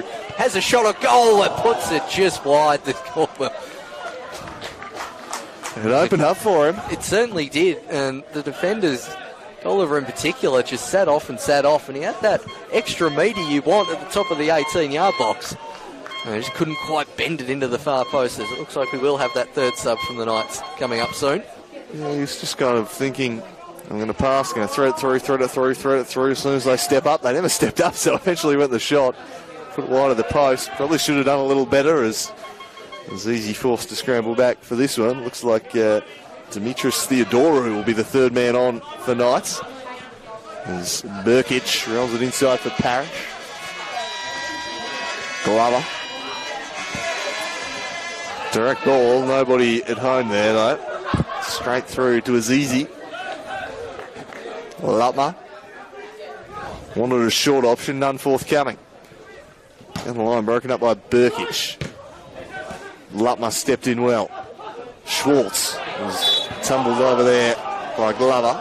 Referee says he came through the back of him. This time Schwartz does get the decision. Yeah, it's one you're a little filthy about when you're a defender, because you know you've got the ball, but you also know you've come from the wrong side legally. Probably the correct decision there from Stratos. And they're not going to make the sub. Stratos asking if they wanted to make it. I said, no, we're just going to hold off till we've defended this situation. Gee, the Lions scored last time they had a player standing in that box there waiting to come on, so I'm sure just out of superstition, if anything, I'd want them to get on the field a bit more. Yeah, it is that old kind of mentality, isn't it? Don't make a swap when you're defending a set piece. A long way from home, but they'll heave this one up towards Hess. Glover should be able to see it out, and he just uses his strength to do so. Interesting to see who comes off for Theodora. So they look to build from the back once more. Look at the Glenorchy Knights. Corderuccio. His pass, unable to find a target. And now the sub will be made here. It looks like it will be Corderuccio being replaced by Theodoro. Not going off on the far side either, taking the longest possible way to get off the field. Even he was about 8 metres from the far sideline.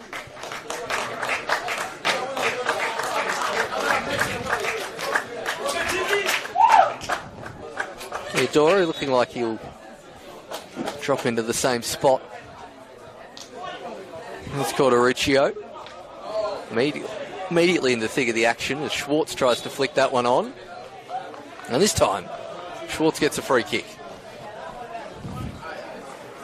He's certainly been in the thick of things, has Otto Schwartz. Looks likely to create some openings as Dowse comes across to get this one. Brown over the ball, but after that corner delivery, Keno might just be about to pull rank here. Yeah, hang on, my set piece is pretty on point tonight. He's usually pretty proficient over the dead ball. Brown will give him the short option if he wants to take, but Dowse is going to swing it into the mixer to the back post.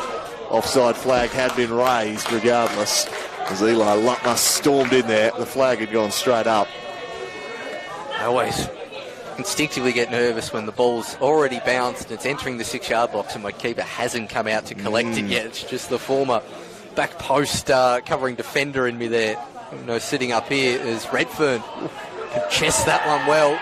Oliver uses his body well, and Azizi ends up knocking that one out for a corner kick. I don't think he liked any of his. I think he liked that one being charged down if he hit it straight, so just knocks it out for a corner. And this one, depending on what way Riley Dillon swings this, could be directly underneath him again. Knights this half, particularly from this side, have taken it short a few times. It's Harrison lurking at the near post. There's Dillon. Goes over his head, and that's an easy take for the goalkeeper. And rolls it out towards Kemp, who only has the one option up ahead. In the end, doesn't really hit it to anyone in particular. Burkic ended up more central after that corner kick. Knights just want to make sure all their defenders get back and get set for the moment. And this time, ball comes forward. Dowse easily takes that one, and now Hess. Just after that, first 25 minutes of this half, last 5 minutes, the passes not quite as crisp, not quite hitting the feet as much. It took me by surprise looking at the clock then, seeing 80 minutes. This half has absolutely flown along, really. It's been a furious pace, but only 10 minutes plus some stoppage time left for either side to win it now. 2-2. It's been a compelling evening's football here. As it stands, you'd say South Hobart and Devonport would be the happier of the sides in the league. I'd love to see two other top four teams just taking the 1 point from this one.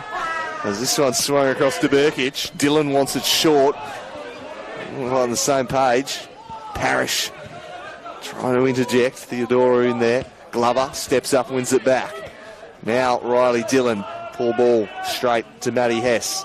An even worse ball though. He gifts it straight to Mamich. And now a chance for Mamich to run in behind. It's Anthony Mamich, but Freddie Hess was there.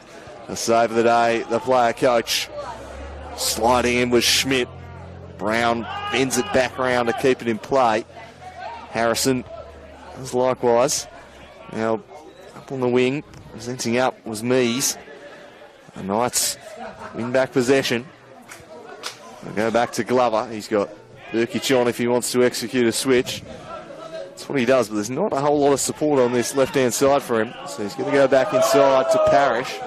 This is a bit more like the first half we were seeing from the Knights, just knocking the ball around in less threatening positions. Not what we saw in the first 20 minutes of the half. The Lions responded well. It's just before Parrish would probably be 10 yards further up, and Theodora would probably have come across and been where Parrish is now, and Parrish would have been further up, so it all seemed a little bit more disjointed. Bit of fatigue, maybe. Yeah. Not quite the burst they had coming out of the sheds. It looks like Noel Mees is being replaced by Eli Wright here.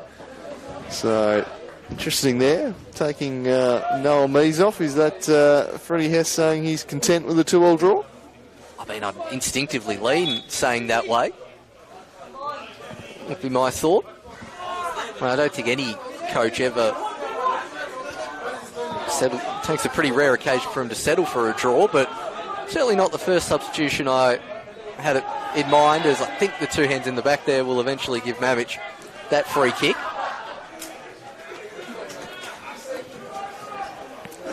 Maybe he felt Mees was just getting isolated in that last 10 minutes. We've seen Kemp trying to break forward with a pass and Mees not being on the end of it. Run the big physical presence. You want someone really fast up there, just knock one over the top. You can see the position he's taking on the halfway line. He's trying to just drag the defence back. Strong me on about that player mode in about FIFA 12 where you just sit him at halfway towards the sideline.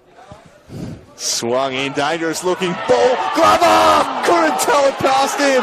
Fired the rebound effort straight at the keeper. They had two cracks at it. Somehow it stays out. Now Dowse, who's storming back the other way.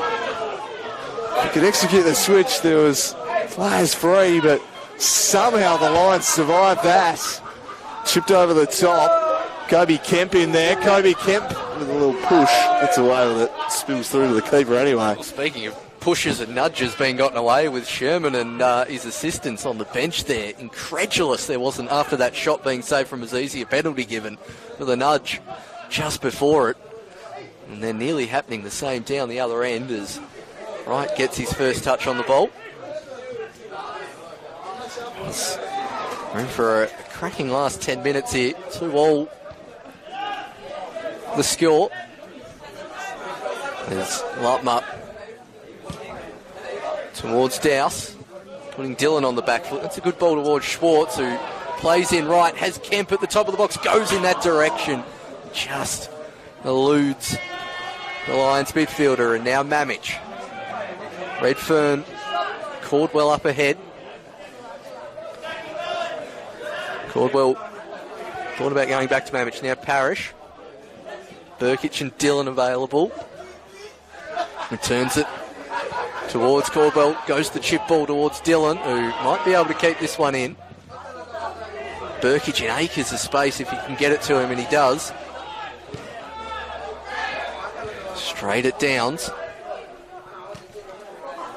Touch from Parrish. Mamich fakes to go down the line. Lays it back. The Knights thought they were going to take the opportunity to reset. That's a good ball to Burkic. And in the end, Azizi just about committing the howler of the season there. Hearts in mouths all around in the grandstand.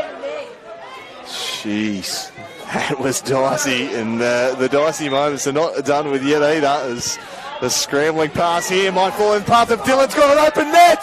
Oh, couldn't quite pick out the far corner. It was gaping.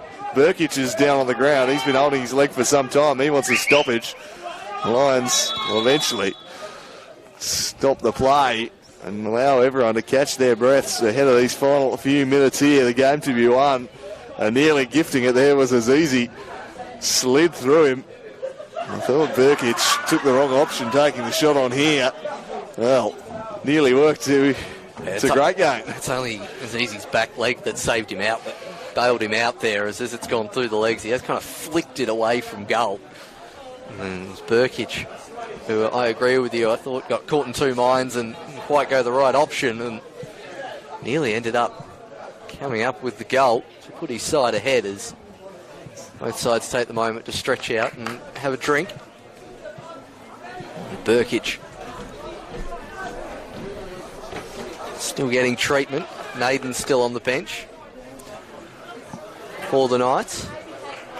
There'll be a few minutes of additional time, you'd imagine, so maybe still another 9 minutes or so left for either side to find a winner. Locked at 2-2. And Nick Naden set to be introduced here.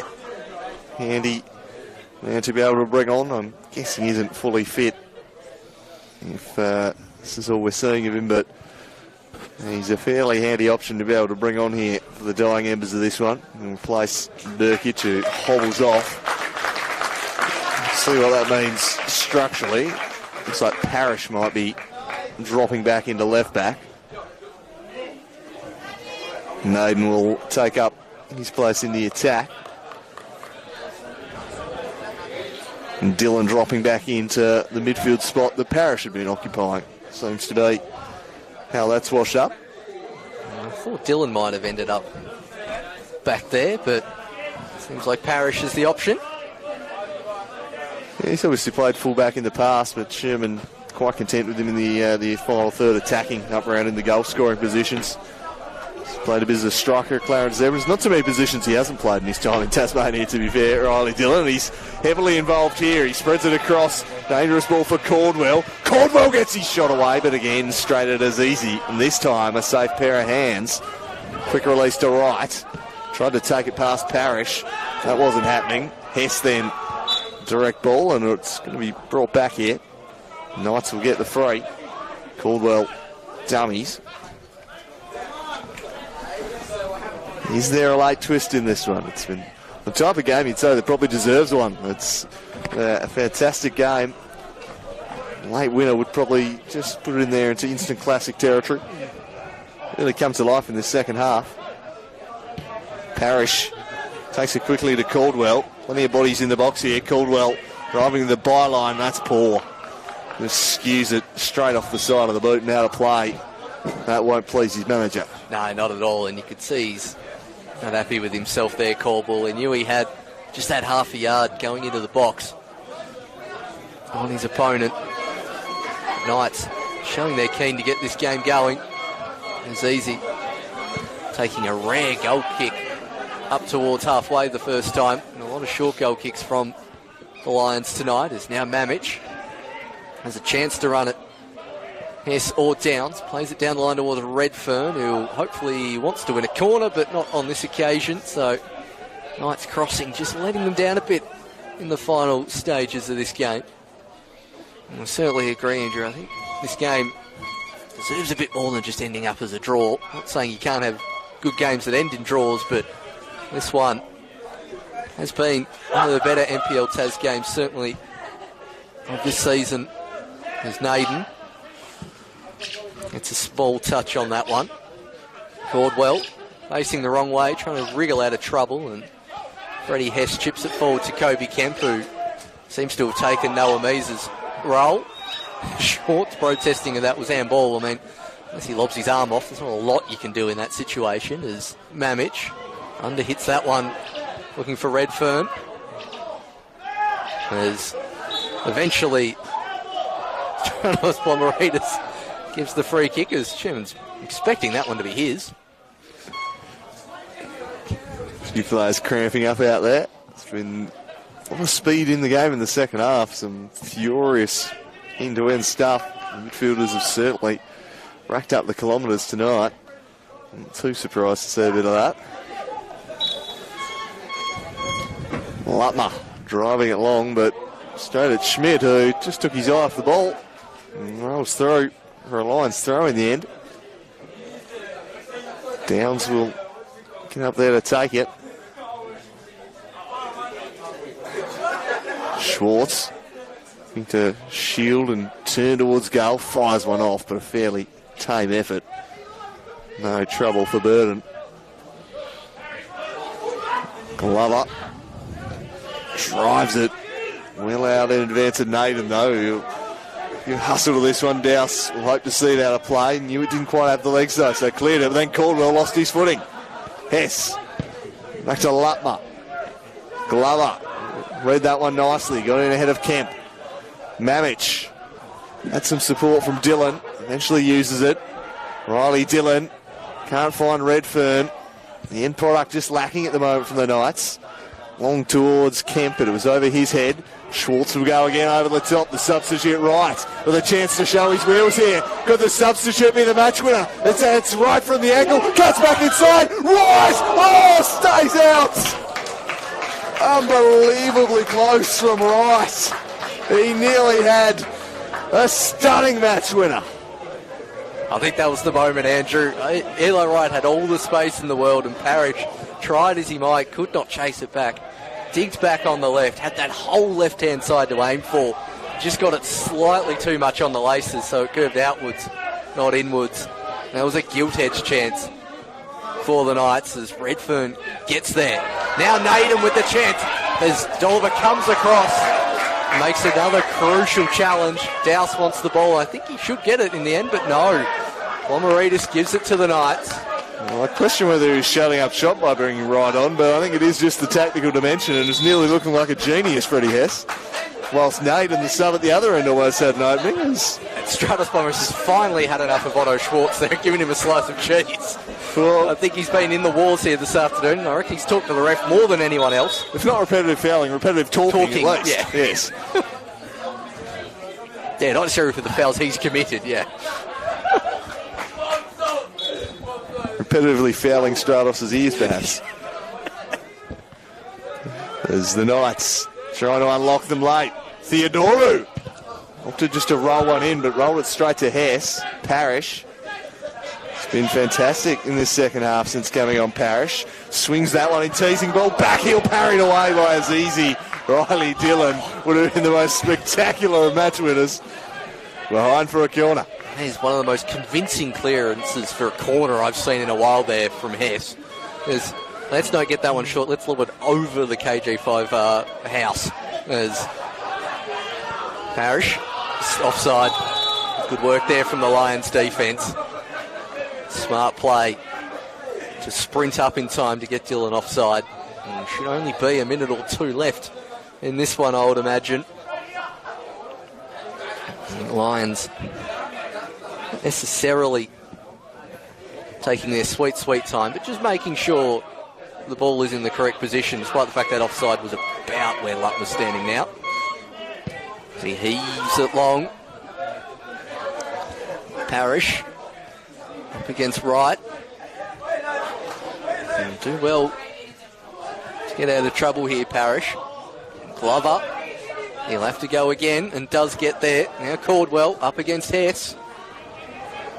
Caldwell, 4 up ahead. Mamich, Naden, Dillon and Redfern all there. Goes towards the top of the box. It's Riley Dillon with the chance to win it and scuffs it out for a goal kick.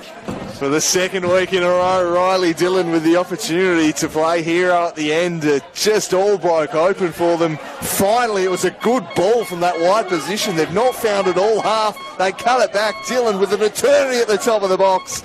And he's been so good tonight, but he just couldn't catch that one, Riley Dillon. I'll look at the watch from Pomeridis, and there is the final whistle. It ends 2-all at KG5. A captivating affair. The spoils are shared. The Knights remain on top for now, though that will likely change pending what happens at Valley Road tomorrow. But in the first of these big top 4 battles of the weekend, it ends 2-all. A pretty entertaining Friday night of football, that, Paul. Was a little slow to begin with, but from about the half-hour mark onwards, it absolutely picked up. Yeah, fantastic game from the half-hour mark onwards. Andrew, not really any chances to speak of early on. Both teams just warming up to the occasion, and then they certainly came out all guns blazing in the second half. Lions hitting the lead through Kobe Kemp, back and forth all the way through the second half. Both sides could have won it, both sides could have lost it. In the end, a draw. Potentially a fair result. I don't think either team will be particularly happy, and they'll be even less happy depending on what the scoreline is tomorrow up at Valley Road. And the Knights showing they are one of the teams to beat so far this season, but the Lions, we've seen over the years, they can be a little inconsistent throughout the year, but they'll be very happy taking the points off away from home to a top of the table side, something they haven't done a great deal of in past few years. Have made Lightwood Park a pretty hard place to come. Sometimes struggle to get points away, and in the end, fundamentally, I think they'll be the slightly happier team. Yeah, they might rue that late opportunity for Eli Wright, though. It was a very good one. The Knights had some opportunities of their own. It'll be one I think both teams will walk away from saying, we should have won that. We had the chances. We'll discount the other team's chances they had. We should have taken our own, but an interesting game of football, a close game of football, and I think like we'll see when any of these top few sides play each other this year, there's not too much between them at the top end, and that is reflected in the ladder. Hope you enjoyed the coverage from myself and Paul here at KG5 this evening. Match of the round tomorrow at Valley Road. The Devonport Strikers taking on South Hobart. That'll be another big game in the title race. Kemi Douglas will have the call for you on that one. Tune in for that. But from us at KG5, good to have you back behind the mic tonight, Paul. Pleasure to be back with you, Andrew. Probably a once-off. You won't hear from us again for a while. I was going to say once every 3 months for the two of us in the same spot at the same time. Yeah, but it's been good fun calling the football again. Hope you enjoyed it. Until next time, it's bye for now.